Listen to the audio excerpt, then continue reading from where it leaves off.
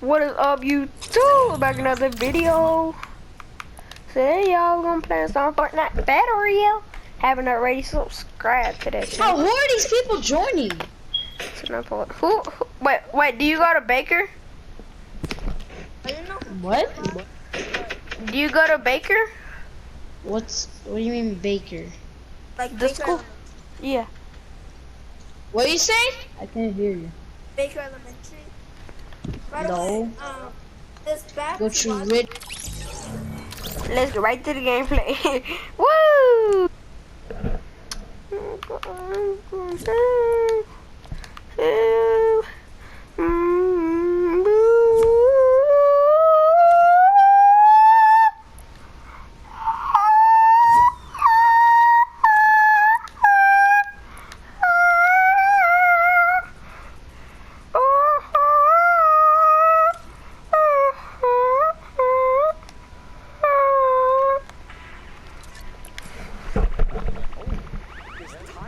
This is a big use of timing right here, right?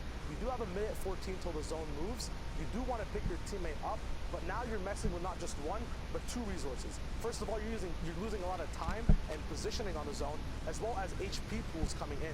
You do have a lot of loot you did gain from the fight that these guys just had, and slurps to tick through, but the stuff you use early to pick yourself up, you will not be able to utilize in the end game. So time is shared across both early and end. It's both effective. We don't usually get to see it used at the end game, but every decision you make, maybe they wouldn't have had that mid-game fight if they were faster off their looting, right? So seeing exactly how they move across the map, how they utilize time, can actually get into where they are in the middle and end game of their gameplay. Yeah, so they sent one player out to go kind of, obviously get that revive, and then they stood, or they left Moon back behind to, be that presence on the build on the skeleton that remains of what the fight was, so that the team below, is cautious. They don't necessarily, want to move or get that freebie rotation out of there. So the whole team is back. Now they're able to reap some of the rewards here, the loot that remains, and suddenly they're all back in action here. Now with that launch pad there, they are going to be okay to get the rotation, but remember, he did catch a knock, so notice, they just want to go ahead and take a peek. See who's left here. Kind of loot can they still kind of grab up before it's time to go, and it's a short rotation, so they don't need the launch pad either. Looks like they are going to decide to probably go on foot here. Short rotation, definitely risky though. There are 65 people alive right now in the circle. Placement is a long ways away. Looks like Zanzis might be the last person in the trio from this fight. The trio's trying to move in. We'll see if it's possible for him to actually sneak through on this launch pad. Very patient gameplay there. Hopefully he has heals to come in, but this is the big problem with missed timing and getting in the zone a little bit later than you want. PG getting absolutely lit up in the air, going to be launching down. Might have to use hard mats early on, which means he won't have them end game. Once again, you see these connections between early and end. Usually you don't get to see why people are in such positions, but these guys took fights. They have to respond with the appropriate materials, and now they're actually turning gears to the offense. I think they noticed this guy was solo right here on the left. They do have a beam opportunity on the launch pad. Hopefully they get it. A lot of trees in the way though, Monster. This is very interesting to see how these guys are kind of moving around the map to get in the zone mid-game. Yeah, so far so good. Again, another little buff up to the loadout. When you get that minigun, suddenly now you have the means to put the pressure up.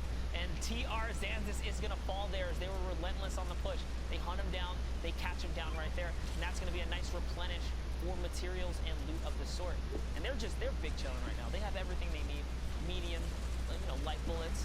Mats are in a hurry because they're asking for attention from the server, but other than that, the points are good. The steam road. The biggest thing to worry about is that zone still pulling up northeast over and over again.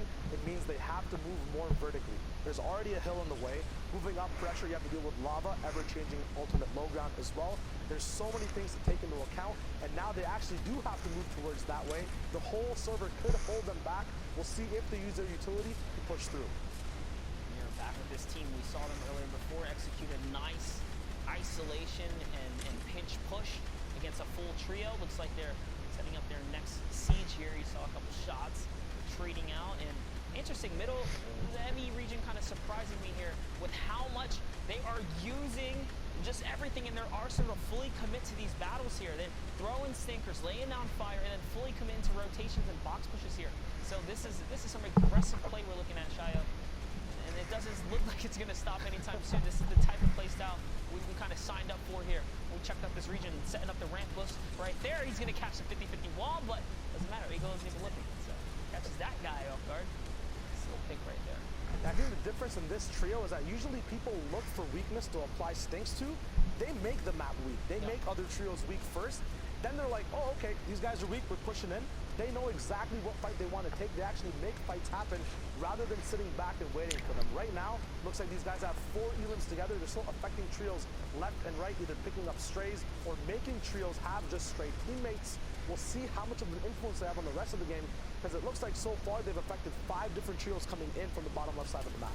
Yeah, Rampage actually took a lot of damage there, as does MSI Dig as well. And that's because the heavy sniper from the opponents nearby, they're just popping open those builds, following up with heavy AR fire. And that's why they're able to, unfortunately, that's why they lost a lot of health here. But now having to expend all their heals, it kind of seems like it wasn't worth it. The teams they've taken out didn't really reap big rewards here.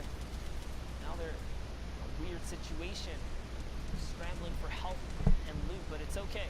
We're approaching zone 5. It'll reveal itself in just 15 seconds, and then they'll have to make a big decision of whether to stay and kind of plan up or move out and use those shockwaves. The big thing about decisions is they're the easiest to make when you have a lot of options. The fact that they've ran out of all this utility, all these shields, limits their options. So now they have to play a certain type of way.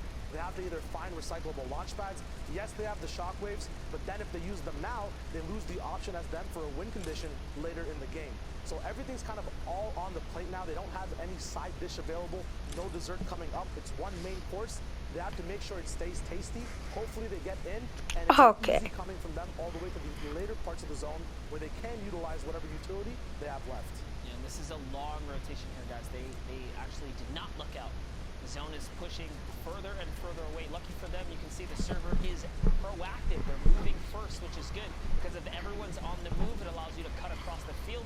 The teams up on high ground hopefully wouldn't have had their ARs loaded, but not the case here as Rampage gets chipped right out. He gets taken down the no-fly zone here. And he lands right next to the team. He's unsure of what he wants to do. He's trying to stay close but not fall down to a layer where he cannot be saved. But it looks like that's it. That's it. This team split up. Rampage is out the game. Now it's just a duo that remains here. It's MSI Dig and Sid Dig here. Hooking up this minigun. This is a very curious pressure point. So close to their opponents there. Get punished in return with a shotgun. It's not going to be the case here. They're just dictating the push here. Jib goes down. It's going to be a nice catch for them. He actually just finished that. It wasn't even his elim. So he's just trying to be really sneaky here. See if he can steal some of the rewards here for the down body. But little does he know, it's right over lava. It's probably not even retreating. Yeah, man, one big contingency off of coming off of a launch and losing your shield. It's a very risky, very, very risky play, is going towards another trio. As you saw, they use another person's shield bubble because you attract all that heat. Maybe that trio doesn't want to deal with it. They're low on mats. They use their own resources, right?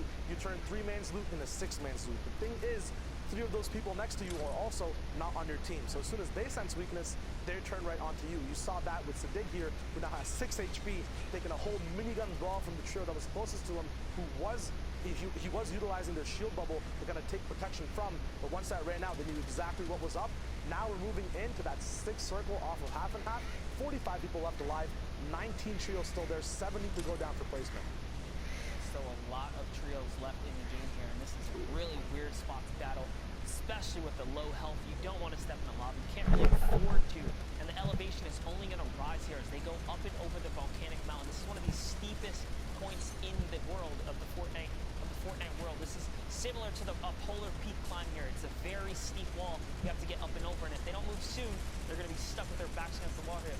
But you know what? It's more important, exactly, to try and pick up some siphon here. So Signal going down there is going to be huge. That's going to at least help Sid get some health here if he can kind of hold out. A launch pad's going to be placed down in Upsy Daisy. Now into the next zone they go, and great tracking of his teammate here. That's actually a phenomenal job, even under the pressure and the circumstances that they found themselves in. Great job tunneling and finding his teammate.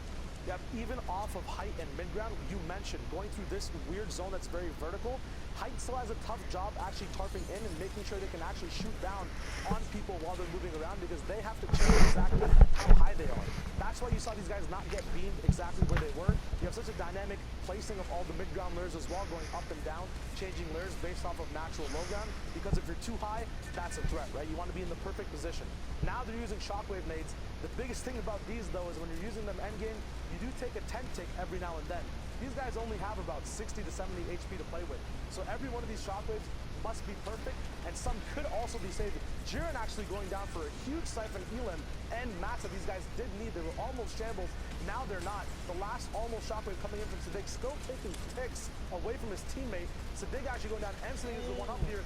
Another Elim on Fahad. He goes down. RPG available as well.